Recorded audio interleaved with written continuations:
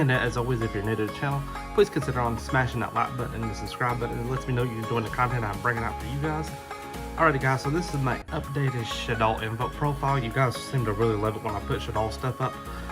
First and foremost, before I go into the deck profile, this was Field Center and was made by Aura, I believe that's how you say it. She's on Facebook. I am going to link her Facebook page down in the description box below. She does a lot of field centers, and she does anything custom made to just if there's a character design or something that she has out. She's pretty fair on pricing and shipping.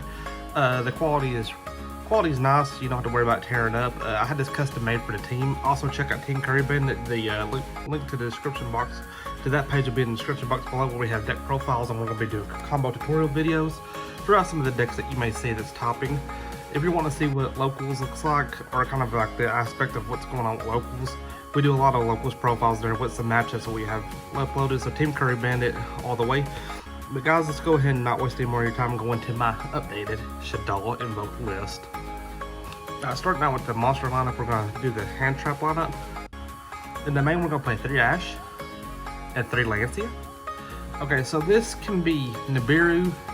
If you want to play the Gamma package, you can play it. I personally do not like the Gamma package in this deck because it just, if you draw the driver could have been something else. If you draw the Gamma could be something else. Lancia in my locals is very strong because we have Dino players. We have a lot of players who play the Mirror or Banish. Main deck in this is correct, and Jash is just the most generic hand trap in the game right now. And then going for the monster for the Invoke lineup, we're going to play 3 of the Magical Meltdown, 3 Alistair. I do not play Terraform in this deck. Droll Lockbird is a very powerful hand trap this format, and it is going to be one of the most powerful hand traps in the format. I do not want to be susceptible to Droll under the Meltdown. That's where a lot of Invoke players or Invoke Shaddoll players make a mistake. They will activate the Meltdown search effect. Okay, Droll, then you don't play. Then for the Shaddoll lineup, we play 2 of the Windy, 2 Squamata, 2 Hedgehog. Then for the one-offs, we play the brand new Genius, Aerial, Beast, and Dragon. We do not play Falco on this list anymore. Falco got cut out for Genius. This card says that cards cannot activate effects. It targets a card as cost. So if you're in a nice little chain, you make this the highest thing on the chain, your opponent cannot chain to this. So it's a free negate on board. So you almost have 2 negates without the clone and in it itself. Then for the one-offs, we play one of the Elec, the Golden Lord, and one of the Pranker Tops. Elec can get over the mirror match window. Pranker Tops is just good. We play Shikanaga in this list because we do have the Earth. Prank can just come up in situations and help you play for negates as you need them, and it just helps that nasty back row.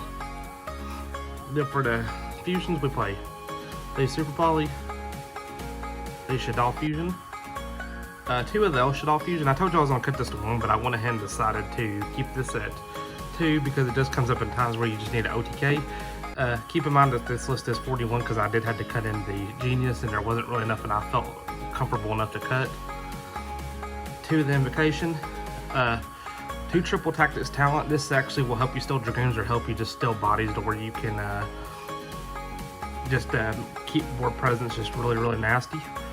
I do not play Foolish Barrel on this list. Again, Droll Lockbird being the thing it is, Lancia being the thing, you do not want to get yourself susceptible to that. Because the thing is if you activate Foolish Burial, you send the Hedgehog to add a card to hand. Okay, Droll Lockbird. You send Aerial or Windy or any of that, and then you're just kind of sticking yourself. I want to give myself the best gameplay possible and be able to play everything that my opponent's doing out, so that's why I don't play them cards. Shaddoll Schism and Incarnation. Card is really nuts. You're not relying too much on combo in this variant, so you can just keep looping this to keep on getting your window back out. What's funny about what I always find comical about this is that when they finally have to window and they're like, oh, then you flip this and bring the window back, and then they're like, it really does frustrate your opponent. You can also loop off your Beast or loop off your Windy with this if you want to. Then Schism is just get you there, really. And then to Dynamiscus, because you discard is not as cost, so you can trigger the effects of Shaddoll, and also on top of that, this is your main deck Mystic Mind now. So we do play 41 in the main this format. and then I'll go on to the extra deck and let y'all go for today. We play one in Artemis. I thought about cutting this, but I think it just comes up in too many situations where it's just needed. So for those of y'all who are cutting it or thinking about cutting it, just keep it in, because there's sometimes that just having this can help you win the game that you shouldn't have won. Gravity Controller. The Protoplant Verte Anaconda. I want to shout out my buddy Steven on Team Curry Bandit for allowing me to borrow this for this weekend, because I am going to be playing this weekend. Okay guys, for those of y'all asking about the Road to Regional series, I am in the middle of filming episode 4. It's just that it's gonna be a big episode, so I want you guys to have something special, because I'm going to not 1 but 2 locals this week. And then the last league we're playing is the Boral Sword Dragon. And some people may ask, Gunner, you've always played Access Code Talker. In this variant of the deck, Selene is just not that good, and so making Access Code Talker is just underwhelming. When this deck can pretty much just control board advantage and OTK on its own, or just beat over on its own with presence. This is just for that one random match that your monster is not strong enough to get over, because it can copy the attack, decrease their attack, and kill over it. That's the only reason I'm playing this card. Then for the Shaddoll lineup, 2 Construct, 2 Winda, 1 Shikanaga. Really good this format. You can super poly the Zeus. I mean, not the Zeus. You can super poly the Zodiac monsters. You can just control the board state with that. 1 Apicalone. I cut this from 2 to 1 because in this variant you really just don't rely on Apicalone like you would in like a trap heavy variant. 1 Mechaba. Mechaba just comes up. Mechaba comes up when it comes up. If not, it's just good super poly fodder. Rajin. This card against Zodiac is just really nasty, because it says they normal summon, okay, flip their monster face down. Prank Kids normal summon, flip their monster face down. If you can end on this plus a Winda, they gonna scoop. They're not playing Yu-Gi-Oh!